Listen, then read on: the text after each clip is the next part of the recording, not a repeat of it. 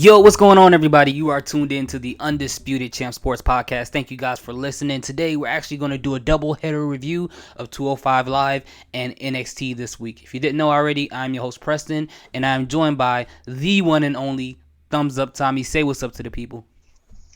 What's up, everybody? Happy Friday, Junior, as I call it, since it's Thursday night. This is the one and only Thumbs Up Tommy. Let's go ahead and get into this cruiserweight action on 205 Live. Absolutely. And by the way, for our new listeners, we are here every week, Tuesday and Wednesday. Check us out on YouTube and any other podcast avenues that you guys listen to things. Subscribe to it. We'll have something up for you guys every Tuesday and Wednesday. And let us know what you guys think in the comment section. Now, let's get into this 205 Live review. We only had 2 matches this night. Tommy, would you mind to take it away as far as giving us the card so we can get into this thing? I gotcha. So we got right into action. The first match, it was supposed to be Noam Dar versus Akira Tozawa. Mm-hmm. Emphasis on supposed to be because out of nowhere, fucking Drew Gulak just comes and lays Noam Dar out. So then Tozawa is like, oh, you want to fight so bad? Get in here and fight me. Which, before we even get into the match, I want to say that I'm highly disappointed that they did that to Noam Dar. Oh, You I know thought you why were I'm going to say something disappointed? after that. Yeah, I thought you were going to say, but anyways, you know Nah, why I'm disappointed? was it? Because Noam Dar is probably one of the few guys on 205 that actually has a personality, like we were talking last week. And I was hoping to see more of him, threading the line between tweener and heel, like how he likes to do, especially in a match against Akira Tozawa. Granted, I'm not the biggest Akira Tozawa fan, but just seeing Noam Dar do his thing in the ring, I was looking forward to it.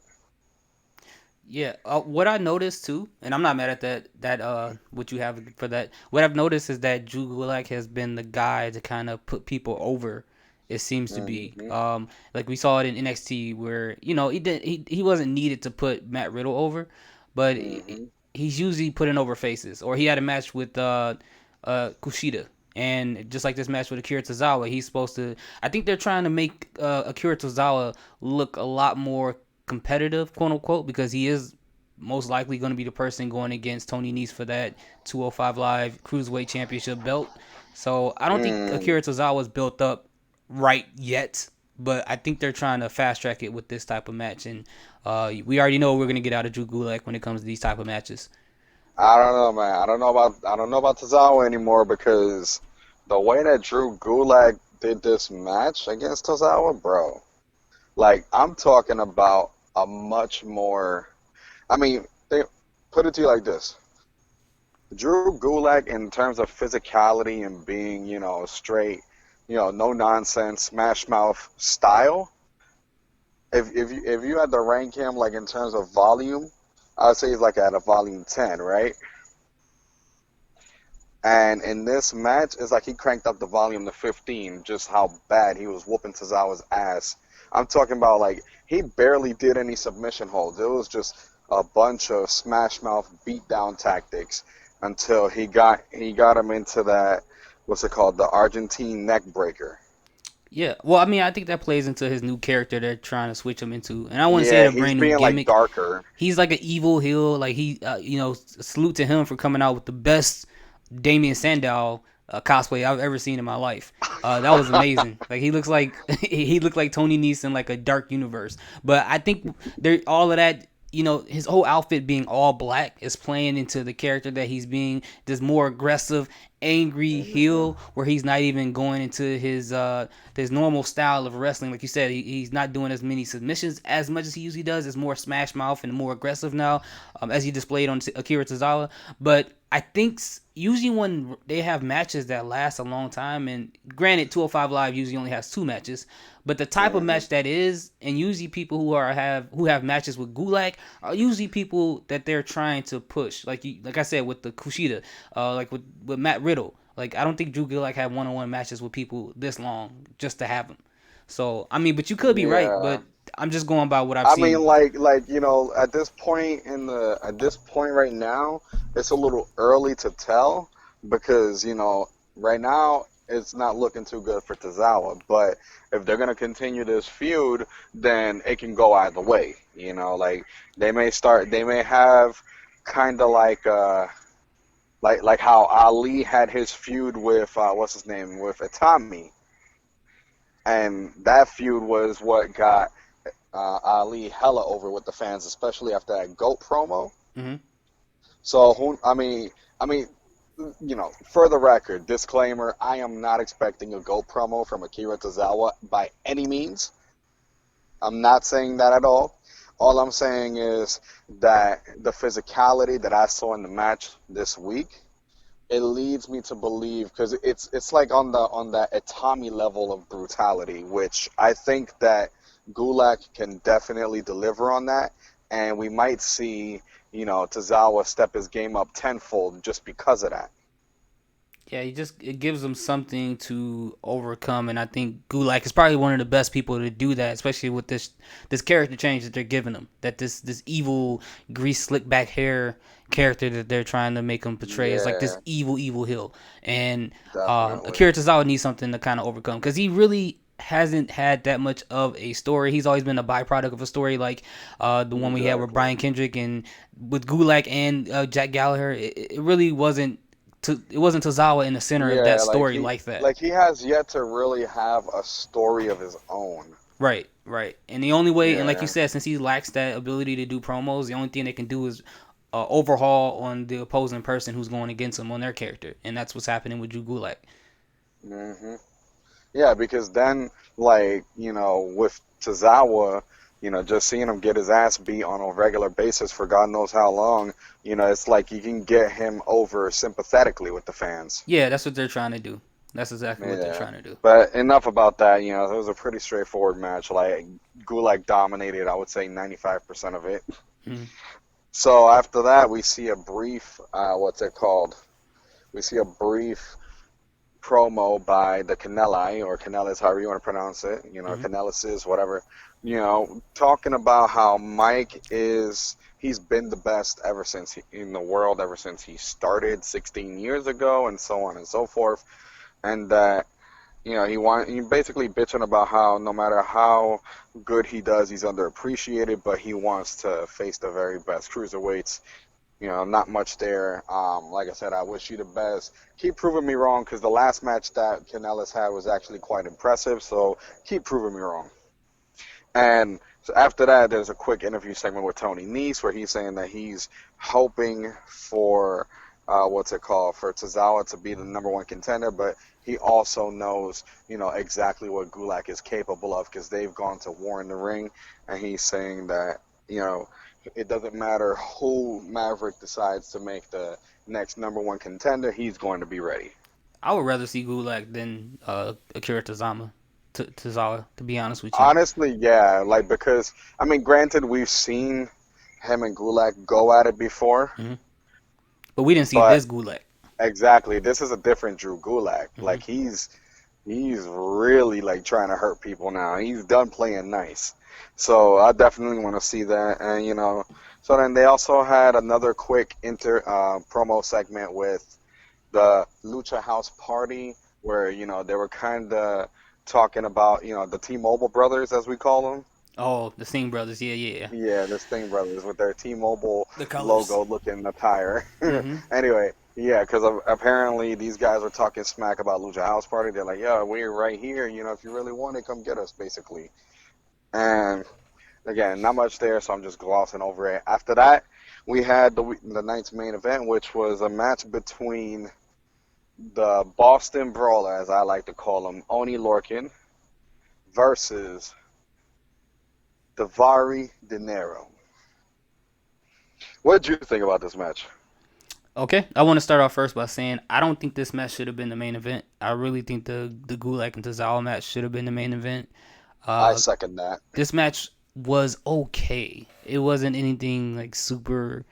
It didn't really. It Yeah. wasn't nothing about it that really blew me away. Like, put it to you like this. Going into the match, I felt like I was like, I mean, it kind of has potential to be a good match, but like, I'm not really convinced, but I'm open to it being a great match, you know? Yeah, and the stuff that they were saying back and forth in those promos that they had last week, with only Yeah, I remember we critiqued they were only like, t kind of teetering on the line of being a heel. yeah, with that going on, it didn't play into this match at all. I didn't feel like the intensity that came from those promos had anything to really do too much in this match. Yeah, like it didn't translate into the match. Yeah, I didn't see any of that. So all the stuff Oni Lorcan was saying, it pretty much went on deaf ears.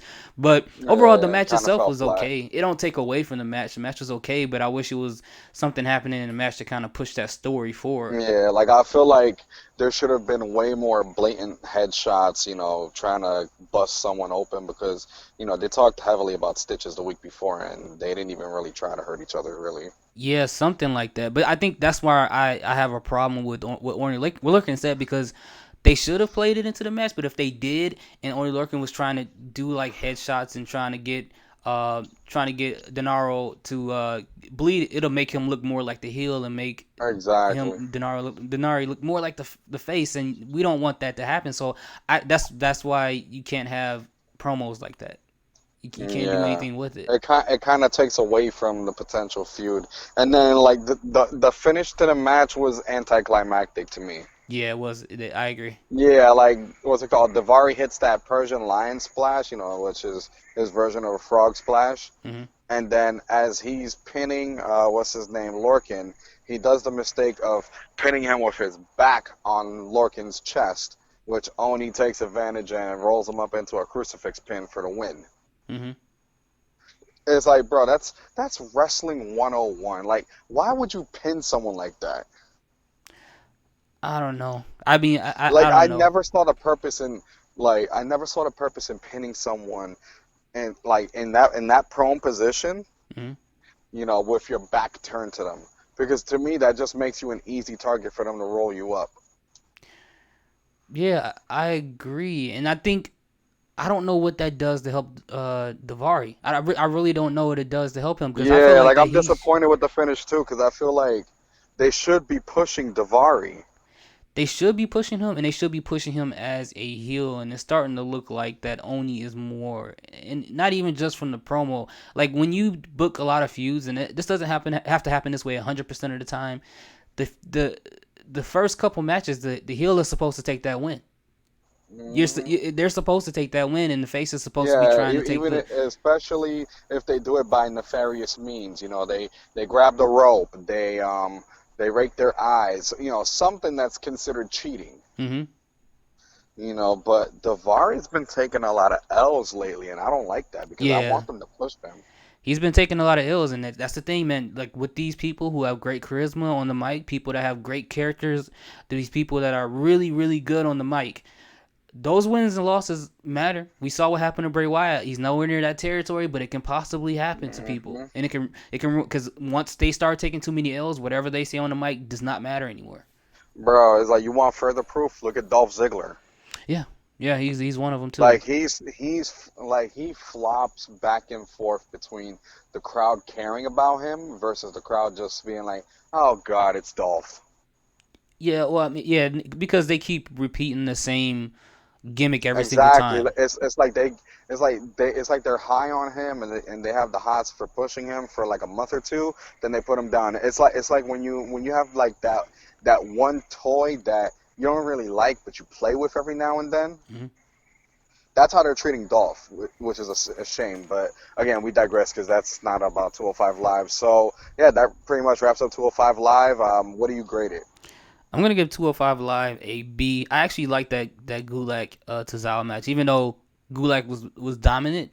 But I like the fact that they're trying to do something with Tozawa, or even to make us believe that he has a possibility of being in that match with Tony Nese. And the second match, it was what it was. It did nothing for the story, but it wasn't a Mm, terrible match either. So I'll give it a B. yeah, I'm gonna give it a slightly lower grade than you, just a B minus, because like we agreed that Lorcan Davari match should not have ended the show. Now, had they reversed the roles and they made the Tozawa Gulak match, Hmm. closed the show, then I would have probably gave it possibly a B plus because like I'm big on little things like that, like match placement, because if you only have two matches and you have the hotter match coming first, then that means that the rest of the show is like not even worth watching.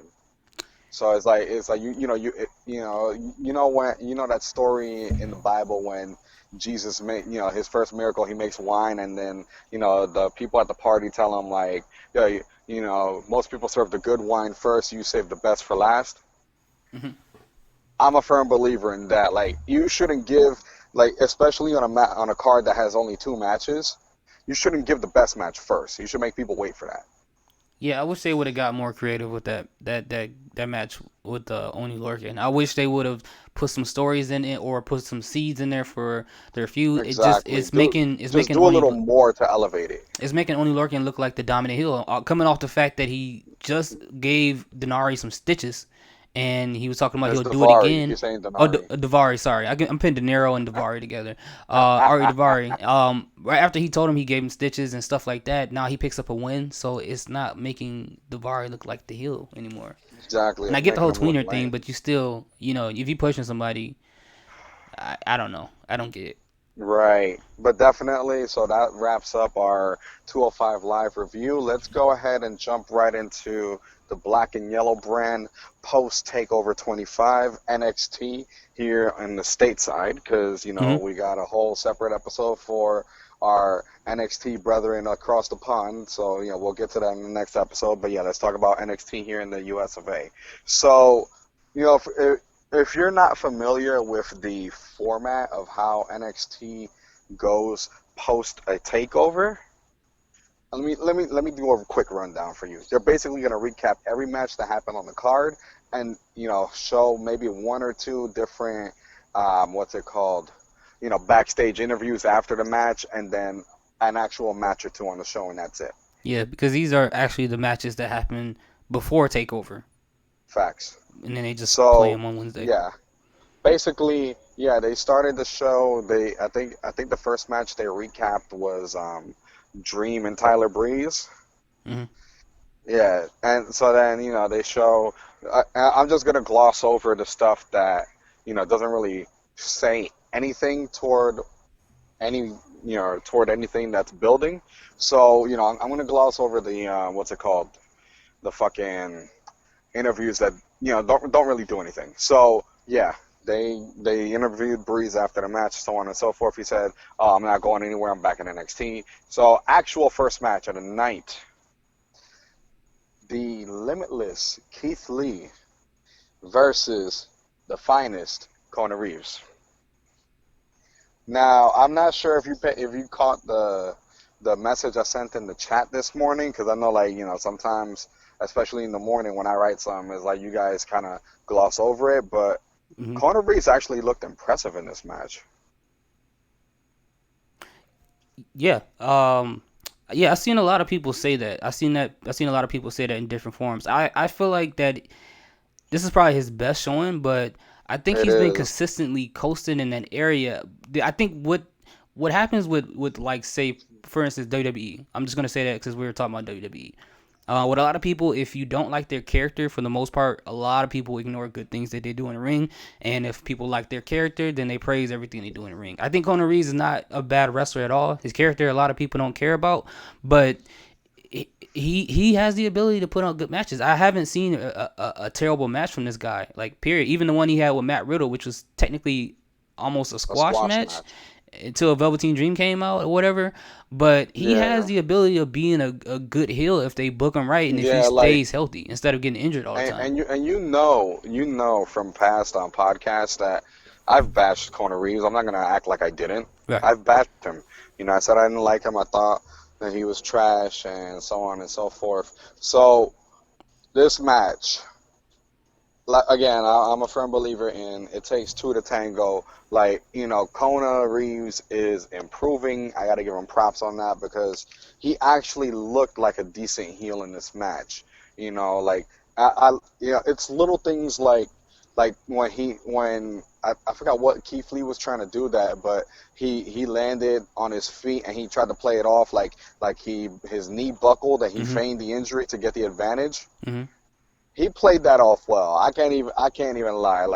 Like I knew that he was faking it, but it was like just the way that he delivered it because it's like you can tell when, especially when someone's a heel, you can tell when they're feigning an injury, but at the same time it's like how they sell it makes all the difference because if the sell job sucks, then yeah, it's a botched what's it called, fake injury. So Kona played it off well, and he actually got the upper hand on Lee, which at one point, to me that's impressive in its own right because most of Keith Lee's matches have been borderline squash matches.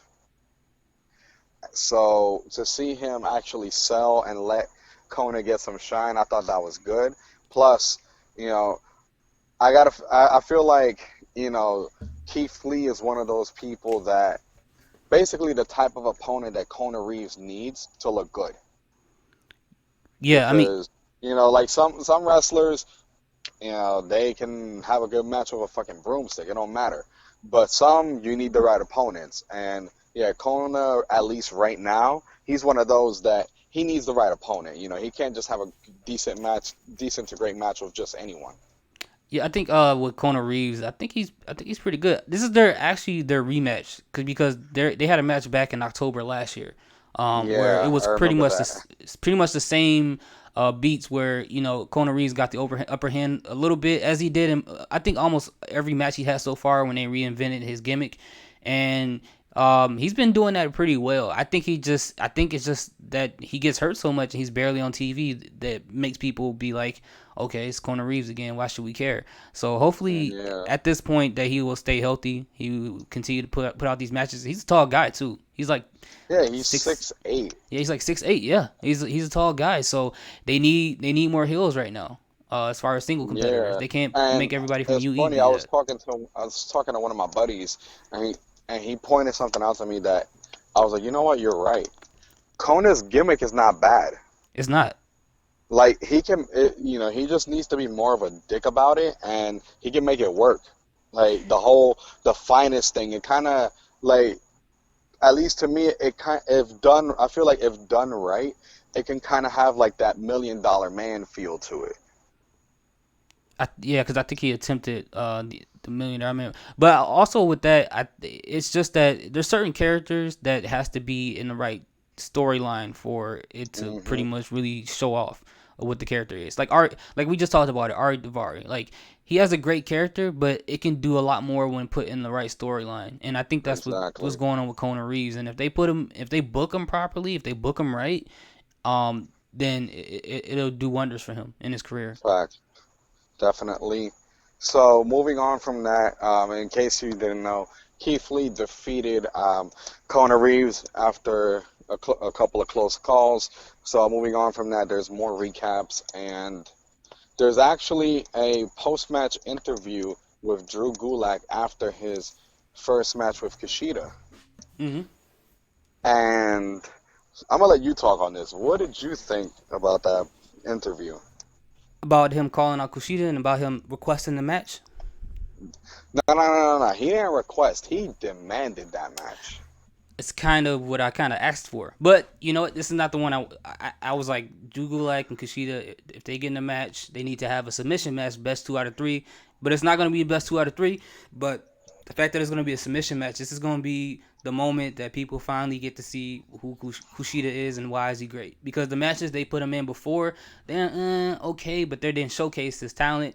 Kushida is Mm, always better against like when he's in a match that's geared towards technical wrestling, and that the stipulation is technical, or if he's going against a high flyer. So I right. think this match, whenever they're gonna do it, it's gonna be a great match, and I can't wait to see it. Yeah, that's actually going to be next week, actually. So, Well, yeah, yeah, I saw the we won't promo, have to but wait long. ever since they burnt me about Dijakovic, I don't believe him no more until I see the people in the Well, ring. then again, Dijakovic got hurt, so that's a different story. True, true. I'm still mad that Yeah, we didn't get to so see that match though. yeah, I gave up on that match. So definitely, we saw. I loved how Drew Gulak. accused him of taking a cheap way out by rolling him up for the pin. He's like, yo, he's like, I am the best submission specialist in WWE. And I've been hearing about Kushida, how he's the best Right. submission specialist in the world. So I wanted to prove that wrong. And he just takes the easy way out and pins me. He's like, no, we're not having that. I was like, okay, I like this side of Drew Gulak. Yeah, and he was like saying Yeah, he's like a fake Back to the Future cosplay. We know Marty McFly is not the yeah, hero. Like he was that going in Biff on him. is the hero. Yeah, That was funny. Yeah. So after that, we had also a vignette, which I'm looking forward. I'm waiting for when they actually announce the debut of what's his face, Damian the Priest. repackaging. Yeah, the repackaging of Shao Kahn, Mm. formerly Punishment Martinez, now Damian Priest. Yeah, I can't wait. I mean, uh, the vignette was kind of interesting because I guess they Yeah, were it looks trying like he's to. playing like some gothic devil type thing. Yeah, I mean that's his thing, but I think they tried to like force him to be overly cool because like you see him in the beginning of the vignette, he's getting a tattoo in the room, he's laid back.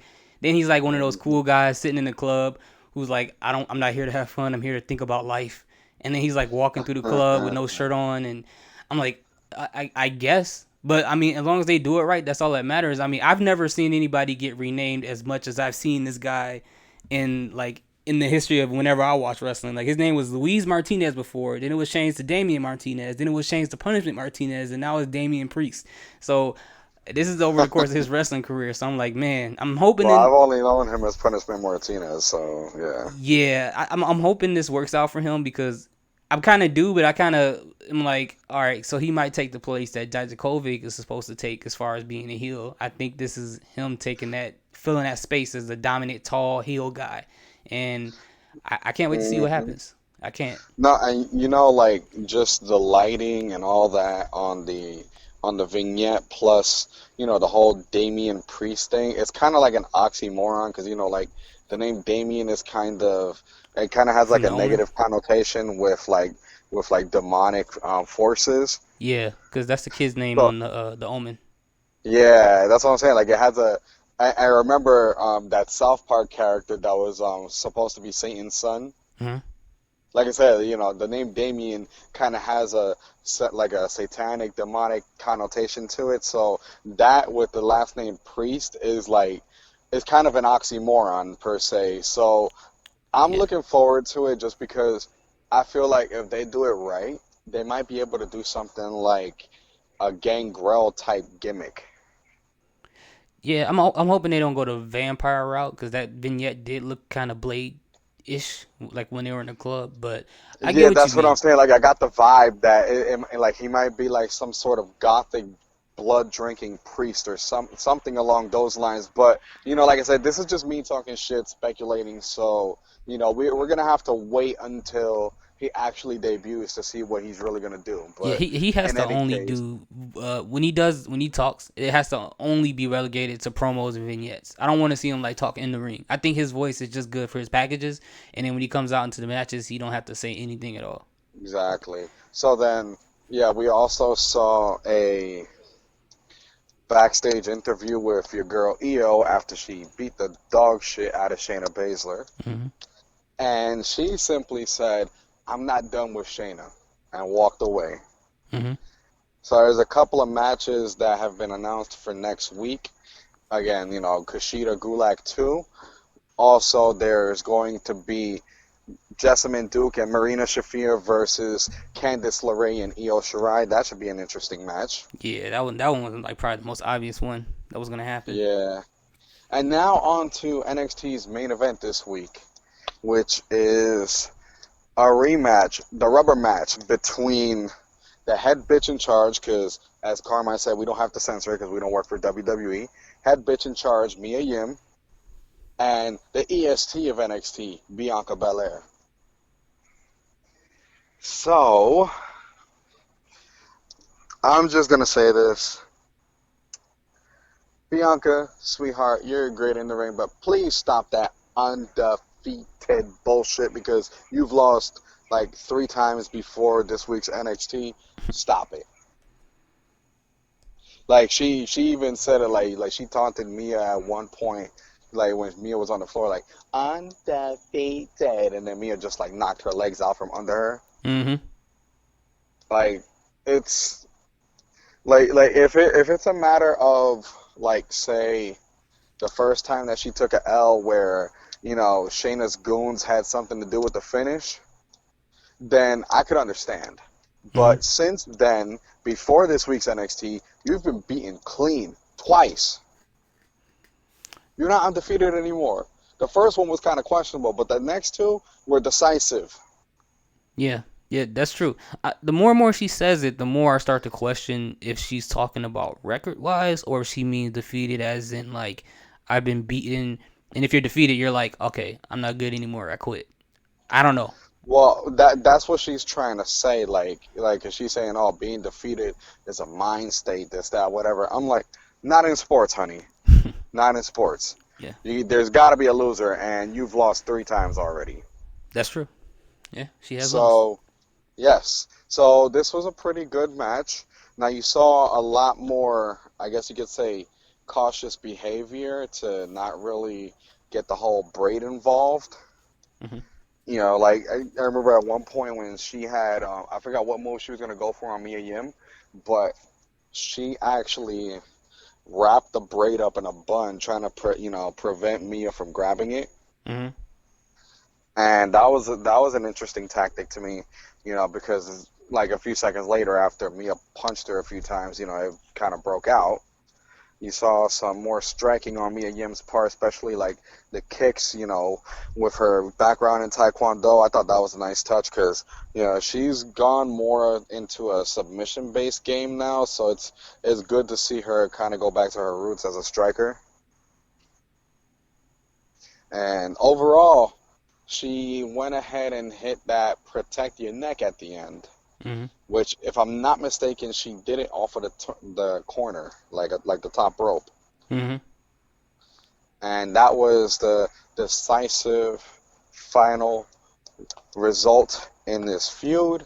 I'm hoping because, yeah, Mia Yim needs to go move on to bigger and better things than constantly feuding with Bianca Belair, because right now she's 2-1 against Bianca, and let's be real, like Bianca's so far removed from the title picture, it's not even funny. So really, Mia Yim isn't getting anything out of this feud. Yeah, okay. So like as far as this match goes, I like the match a lot. I thought it was a really good match. I think the tactic of Bianca Belair rolling her hair up, I think that was a good idea because this match had to be the rubber match and to keep the the heel tactics or whatever you want to call it out of it, keeping her hair out of it, then that makes this feel more of a defining ending to a feud that they're having. Yeah, like a definitive finish. Yes, there's no cheap shots, there's no cheating, there's nothing. It's just me and you versus each other. And I like the fact that this match, as opposed to the previous match, which I did like too, I feel like this match had a lot more, um, it was a lot more Had a strength. lot more oomph behind it. That and it was a lot more strength based. I know that's their styles right now in NXT, but I think this one pretty much exuded that a lot more. Even with basic moves from an abdominal stretch or them using force against each other, that cold blue looked nice. That was an amazing Hmm. spot. I love that a lot. Um, and I think what this is, I think actually, I'm gonna say that I think this feud was good for Mia Yim because she's beating someone who uh, had a feud with the NXT Women's Champion.